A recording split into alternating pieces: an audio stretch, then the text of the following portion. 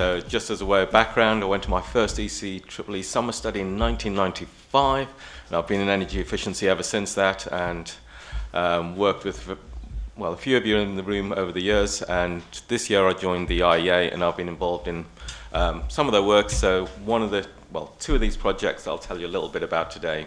One is the Energy Efficiency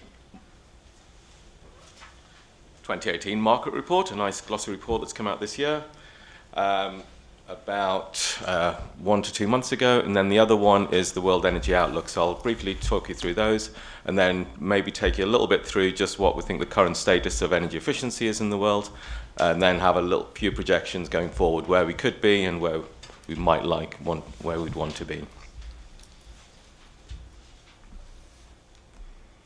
Okay, so this is the World Energy Outlook 2018. This came out a couple of weeks ago. It's quite an impressive document, 800 pages. There's a large volume of work goes into that, and it's the IEA's flagship publication.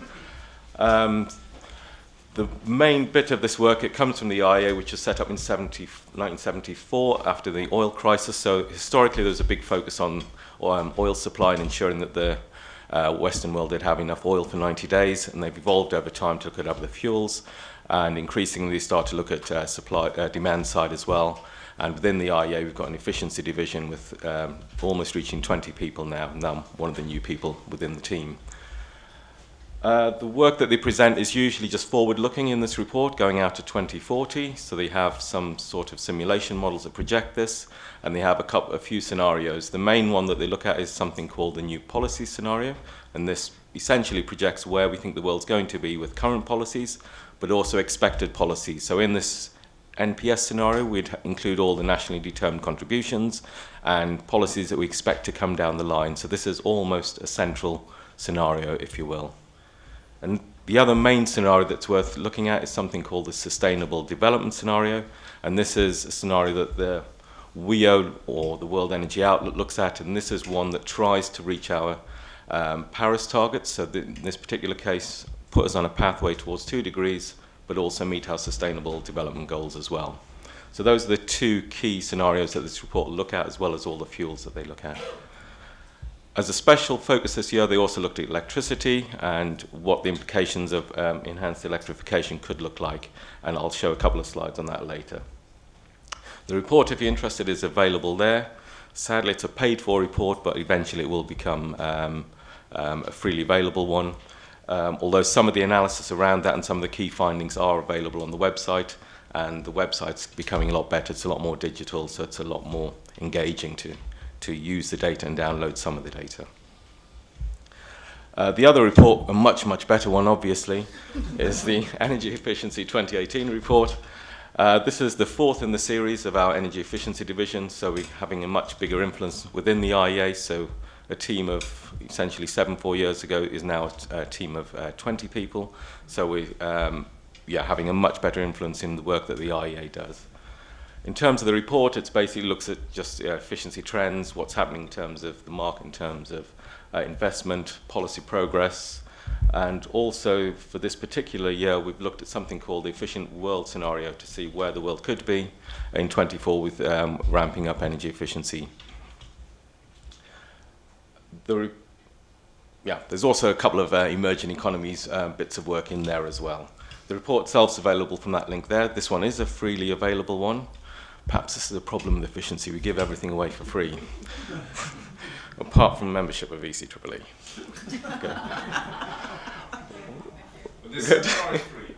But the seminar's free, and it's a very good one. Right. So based on those two bits of reports, I'll just pick a few things out. I'll just very quickly go through the recent trends as we see them, before going on to a couple of the future scenarios. So in terms of future trends, in terms of global energy demand, this is what we've seen, and this is increasing global demand every year. So energy demand is still climbing, but just was historically at a lower rate. But we are actually in 2017, we saw this climb by 2%, so reversing the trend of the last few years. This and the following slides will mainly be global slides that I'm showing. But this trend is also a worrying one that we see in the EU as well. Okay, in terms of energy intensity, So if you can think of it as the inverse of efficiency, we want this bar to be as low as possible. Historically, we've seen some good improvements in intensity. And if we want to be on an efficient world or a sustainable world, that figure really needs to be somewhere about -3%, something like that. And in the last year, that figure's fallen away to not even 1.6%, 1.7%. So intensity appears to be declining as well. So efficiency is slowing down, it appears. And this is a chart, if you just look at it, if you excluded China, the picture's even worse. So China's actually improved its intensity over the last few years. In terms of what it looks like across the world, in terms of energy consumption, you see the developed world, the United States, Europe, actually declining. We've had some policies to reduce energy consumption. Perhaps, I think there's a pointer there. Yeah. So we see an upturn in the last couple of years, which is a bit worrying. I think our next speaker might address that a little bit. The developing world or emerging economies, China and India, clearly their energy consumption is increasing, and that's as a result of increased GDP. In terms of intensity, China and India are improving quicker than Europe and United States using 2000 the base case, but just because they're starting from a less efficient starting point. Okay, and what about efficiency over this time? If you look at our the data that we have and do a decomposition, you can see that efficiency is probably lowered demand and emissions by about 12% since 2000. So it has had some impact on lowering energy demand.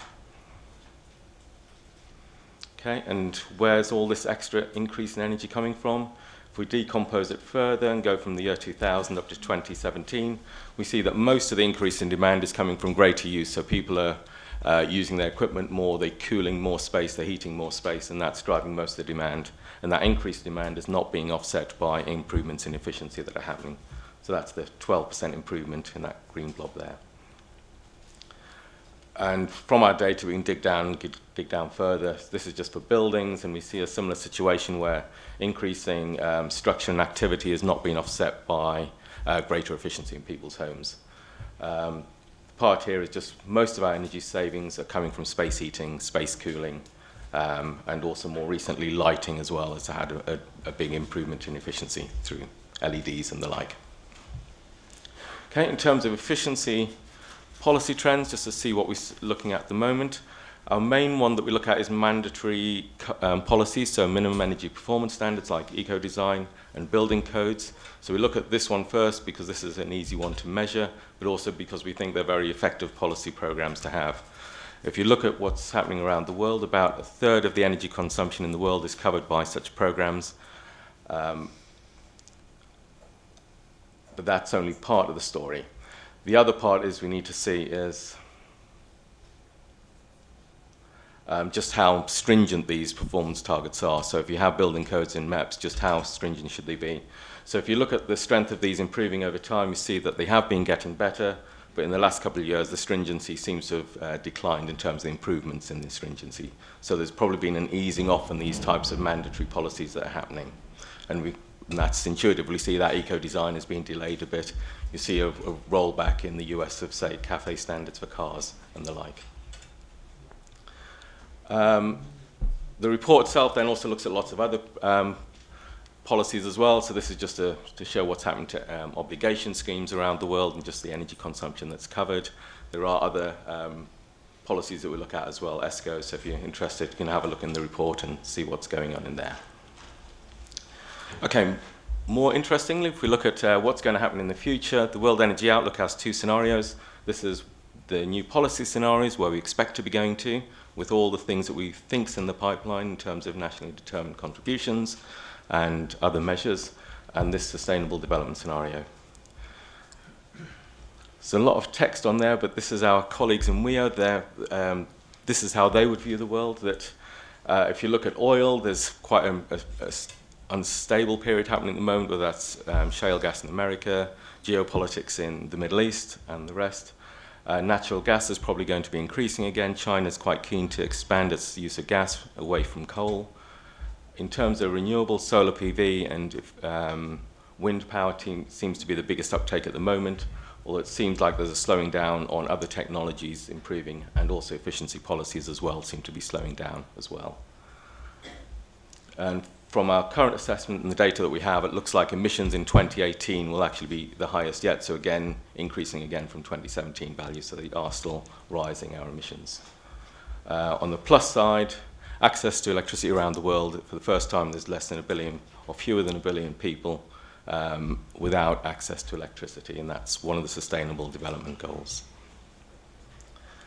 I'll skip that one. Right then, we'll just step back a bit and just see what's happened to energy around the world and just see how we put Europe in context with the rest of the world. If you go all back to the year 2000, when I was a bit younger, more hair, and the rest, we'd see that the United States and the European Union probably accounted for 40% of the energy across the globe. But if you roll that forward to the year 2017 today, you'll see that China, that's dramatic ramp up in energy consumption, and it's now the biggest consumer in the world. And we expect this situation to change even further. So if you see the European Union has now slipped into third place, and if you look at India, if we roll it forward to 2040 in this new policy scenario, you expect that when we get there, that India's increasing dramatically, and China's quite a lot bigger, although its growth rate declines a bit, but it is still by far the biggest amount. And at this point, Africa is probably on a par with Europe in terms of its energy consumption, but per capita it's still quite a bit behind the European Union.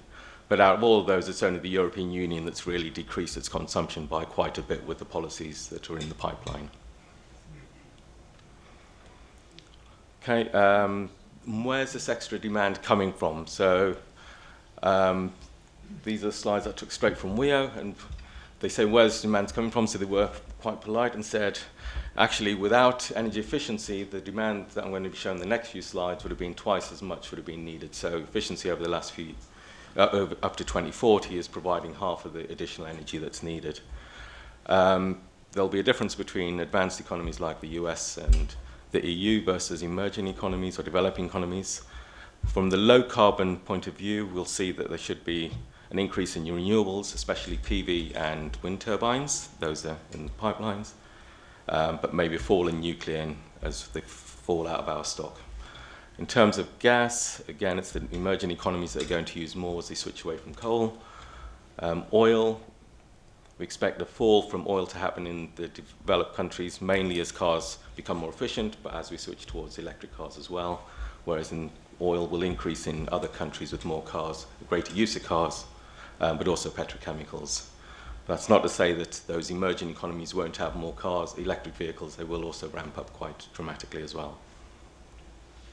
In terms of coal, we see that, that should be falling out of stock within EU. We've got very old plants for power stations in the US, EU, so that should start to fall out of stock, but there will still be a lot in the Southeast Asia happening. I was going to talk a little bit about one of the implications of this electrification. So I'll briefly go through that. If you look at the amount of renewables at the system at the moment, so PV and wind turbines, you'll see that at the moment China and the United States have got a very small amount, and the amount of flexibility that is needed on the supply side is actually very little, and the current system can handle that. If you look at the EU, there's a bit more, and we're starting to look at how we need to make our supply more flexible, and that might be through having regional agreements, and maybe some demand-side responses are starting to be needed. However, if we wind this forward to 2050, we'll see that in the EU there's going to be much more renewables involved, so actually there's a much bigger role for storage, but especially demand side, and maybe there's more of a role to how we understand how we integrate with that. One final one from the WEO report, which is quite a supply-side heavy report, and this is on electricity. So they did one additional piece of analysis. So that what happens if we really ramped up electricity? So the future was more electric cars, more heat pumps, more use of electric rather than conventional fossil fuels. And in this particular scenario, they've increased, say, cars from instead of 300 million by 2040, there's could be 1 billion cars, and a similar sort of increase in other electrification technologies. And in this scenario, what you see is that electricity demand will increase dramatically, as you would expect. So by 7,000 terawatt hours, which is, I think, China and India's electricity at the moment combined. So quite a big increase. but oil demand obviously falls as you've got more electric cars not requiring the oil. But most importantly, running that scenario, you don't actually get a huge drop in emissions when you run through that. So electrification on its own is not going to solve our climate change problems. So there will need to be other things going on as well. So it's not the silver bullet. But the one good thing it does do, it means you have a cleaner power supply at the point of use, so there should be fewer premature deaths and illnesses. Okay, so this is where it starts to get more interesting. This is the new policy scenarios where we expect to go in terms of energy-related CO2 emissions. So 30-odd gigatons, probably it's still going to increase over the next 20-something years. If we look at existing power plants, buildings, boilers, and existing stock that's already committed at the moment, those will be in the stock all the way up to 2040. So in some ways that carbon is already committed unless you do something about this stock of equipment that's already in there. So this is then quite problematic if you look at something like our sustainable development scenario. So this is our scenario where we want to get onto a 2-degree path by 2100. So even that I think is quite ambitious, and it means that our wiggle room is that little hashed area is what we've got left to play with in terms of carbon, and that's about 40 gigatons cumulative in there, so that's about a year's worth of emissions, maybe 2 years' worth of emissions. So if you really want to get on this sustainable development path, which is in line with Paris, and even that is going to have negative emissions beyond 2050, we have to do something with the existing plants, so that's existing coal plant or existing buildings and the like. So the example I gave in this was the coal-fired power plants. They expect to be in the stock up till 2040, and this is not the US and the European ones, because they'll decline by the 2020s, 30s, they should all be out of stock, but it's the Southeast Asia ones that will still be in the stock and relatively new, so there'll be little incentive to pull those out. So what we need to do is probably have some sort of carbon capture and storage for those, or alternative technologies. But the story is very similar to buildings, that we need to retrofit our buildings, our other fossil fuel equipment. Okay, so that was the WEO report, so quite supply side dominated. And what I want to do now is tell you a little bit more about the efficient world scenario, which was a new scenario that we developed in the market report last year.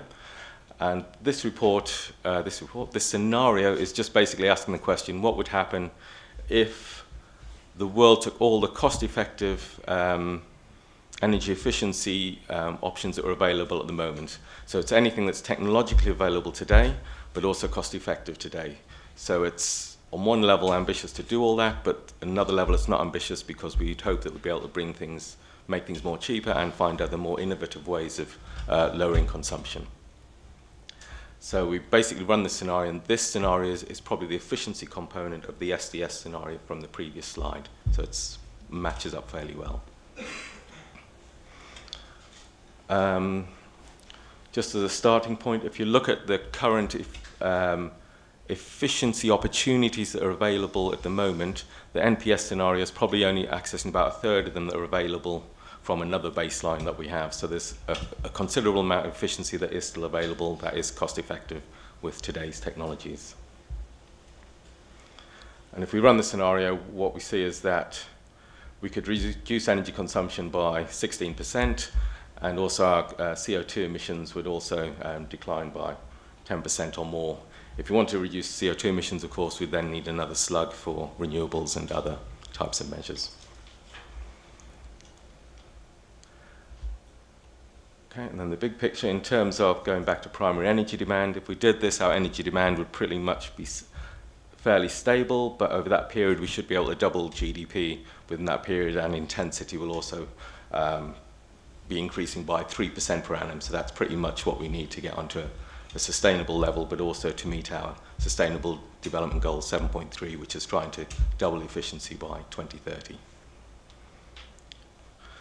And this is another way to show the outcome of that, which is basically saying between now and 2040, we could have, the economy could be twice the size for the same amount of energy. So in this scenario, we are really pushing energy productivity. So for every ton of oil equivalent, we'll go from about $9,000 to $18,000 worth of output.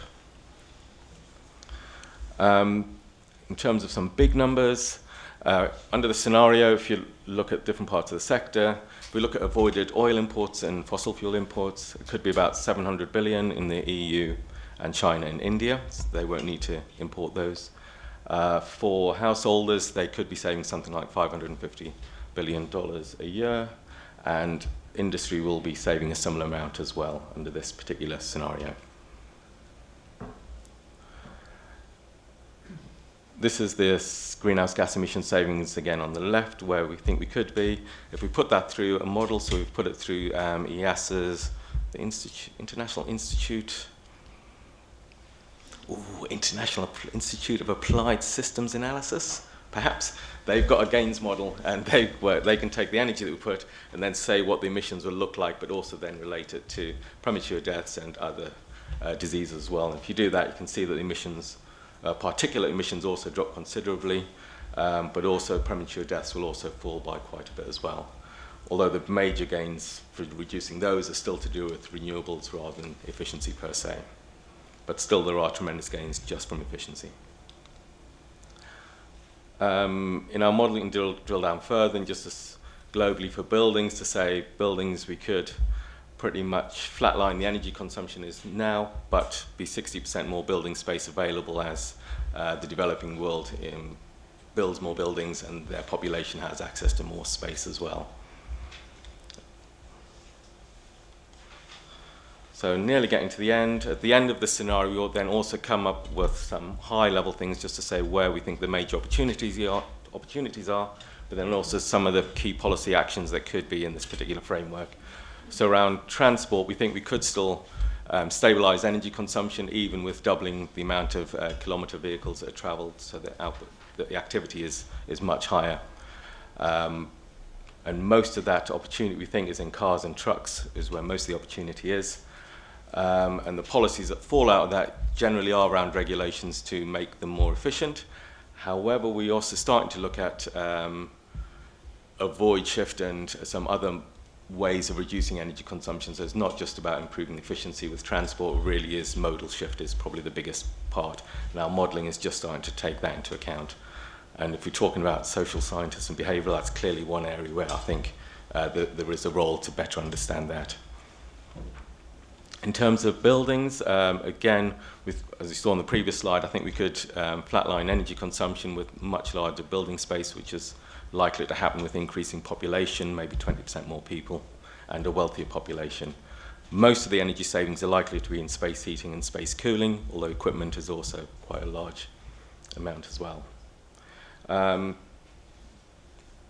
Most of the policy actions probably are around mandatory, well, from my background it is that you should be minimum energy performance standards, building codes, but the real problem that we're going to have, I think, is within Europe, we say the retrofit buildings, how can we access those and really retrofit those? So I think that's the bit where we had our weakest understanding of what we could potentially suggest.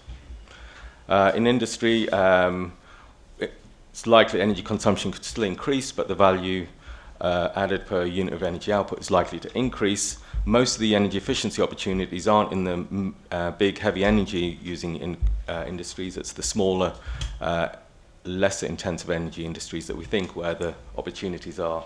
And most of those should be around, again, standards for whether it's heat pumps, electric motor systems and the like. And then also perhaps the adoption of energy management systems, so the ISO 50001. So we've seen that's been very effective in Germany, so that needs to be expanded and somehow get industry to uptake those. So those are the very condensed findings of our scenario that we had. And okay, in that case, I'll conclude very quickly. So looking at all the work that we've done, what we see is that energy consumption is still rising. We still see carbon dioxide emissions still rising. However, with an efficient world scenario, we could improve energy efficiency, but that does need a concerted effort on additional policy measures to ensure that happens. So, and anything else? yeah, so I think there are good policies in place, and I think maybe we need the help of social scientists and some behavioural experts to see how we actually get there, because those are quite stringent targets that we're going for. So at that point, I'll leave it. Thank you. Thank you, Kevin.